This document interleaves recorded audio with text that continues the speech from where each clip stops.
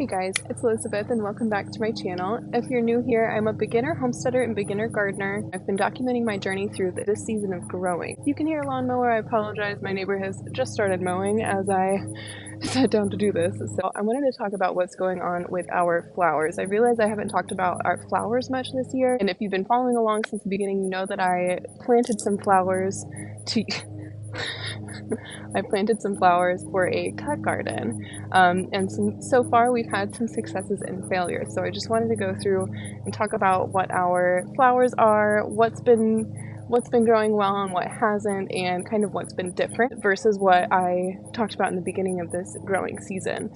So we have annuals and perennials, and I'll just go ahead and start talking about the perennials that we have here in our backyard. In an earlier video that I will have linked on the screen, you saw me plant these rows of perennial flowers. So in this row here, we've got two varieties of black-eyed Susans, and if you get up close to them, you can kind of tell the difference between the two varieties. These ones have shorter and wider flower petals, whereas this variety has got kind of longer and thinner petals. In this row here, we have an echinacea, a purple coneflower. Going to be harvesting those flowers soon. And then we also have some bergamot mixed in here. So this here is the bergamot plant. This is as well.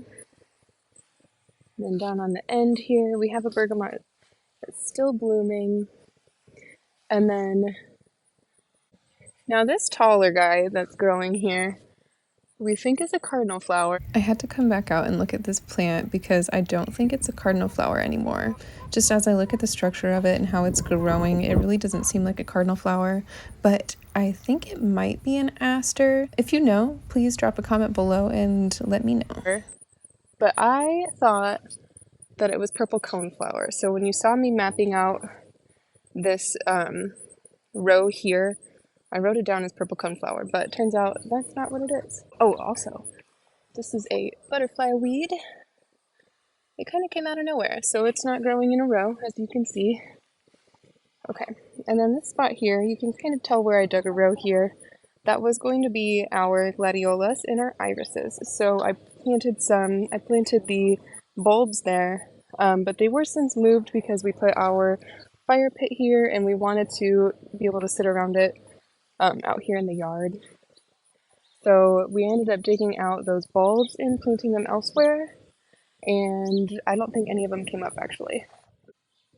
So this flower bed here is along the north side of our house, so it doesn't get much light. So in this bed we had to choose shade plants, and there are some native perennials in here mixed in with non-native perennials. So we've got a sedum. There's two sedum. Those were actually moved from the front flower bed earlier in the season. Down here is a foam flower, and then this one is actually a hairy beard tongue. This one is more of an early spring bed, so there's not much to see in this one. We have several varieties of hostas along the north side of the house here. And then the last perennials I want to talk about are up here on the front, in the front flower bed. So this is my Copper King hibiscus. It's covered in bird seeds right now. And it's pretty much done blooming. There's a couple left on there to bloom, but it has provided us with some beautiful colors in this front flower bed. And down here, this is a foam flower that we just purchased recently. So a majority of the perennials that we have growing in our yard and in our gardens are actually native wildflowers. They are naturally occurring flowers that grow in the prairies of Indiana, and now these have been cultivated since then, but the ones that we grow are actually the natives, and so we've been really strategic in choosing those. So when you grow wildflowers and flowers that are native to your area, you can trust that your native pollinators are going to be attracted to your flowers. We purchased our native perennials from our state park and from the Sierra Club.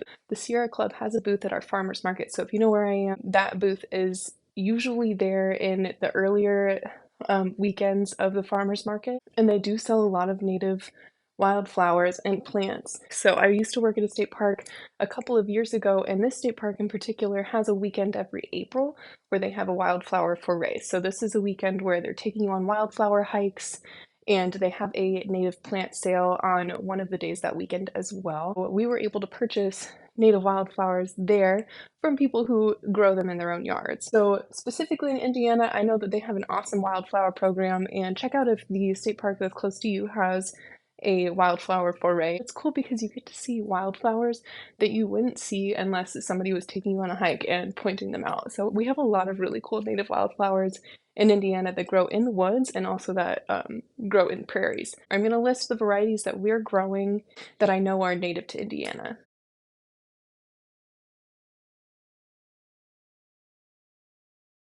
And so that brings us to our annuals. You might have seen my how I plant an annual flower bed video, which I'll link somewhere on the screen here. If you want to see how I had this originally plotted out, go back and watch that. But we had to make some changes here because the chickens kept getting into this bed every time they were out. They really like to dig in the mulch, and the annuals that I planted were just not sturdy enough to withstand that, unfortunately. So recently we got this coleus and this grass, which I just love grass, especially this red stuff. I can't reach over this fence to grab that tag. This is a Kalanchoe variety, Christmas cactus, and I can't remember what that other plant is called, but all of those will come inside soon. Yeah, my husband put this little bed together, and I think it looks super cute with the chicken fence. He also put together this super cute flower planter arrangement. So we've got this decorative pepper, ornamental pepper plant that's got some really cool like black peppers on it. One of the petunias that came out of this flower bed. A little flower, I'm not sure what the variety or what this one is called. Some lavender and rosemary and sage there. These ones I probably will dig out and put in containers to grow inside during the winter so that I can have them again in the spring. Now let's talk about our annuals that are in the backyard. So behind me are the mammoth sunflowers. Those ones are probably what I'm most proud of this growing season. They just they're incredible. So as you can see, they've all bloomed. And we're going to leave them up. Like I said in my last video, we're going to leave them up so that we can harvest the seeds later on. So I just put some Velvet Queen sunflowers down here along with that surprise lily. We have our zinnias. These ones I started in seed trays and then transplanted them into the spots. So we have two different varieties of zinnia here. And I'll try to list the names down below. These guys here are Mexican sunflowers. Excited to see those ones bloom. And then I've got some more bushy zinnias here. That's about to go crazy. How exciting.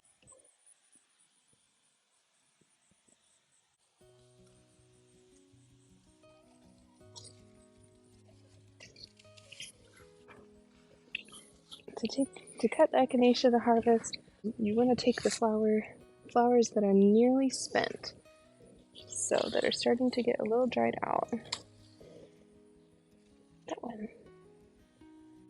I'll hang each of these individual stems, and then once they're dry, you just separate the flower head from the stem, and you can grind it up with a mortar and pestle and use it for teas. You can just use the fresh flower heads to make tea by boiling them in water, but I want to be able to store my echinacea and use it as I want, so I'm going to be drying it and then grinding it. Thank you so much for watching this video.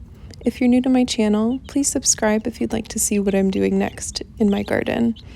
Bye.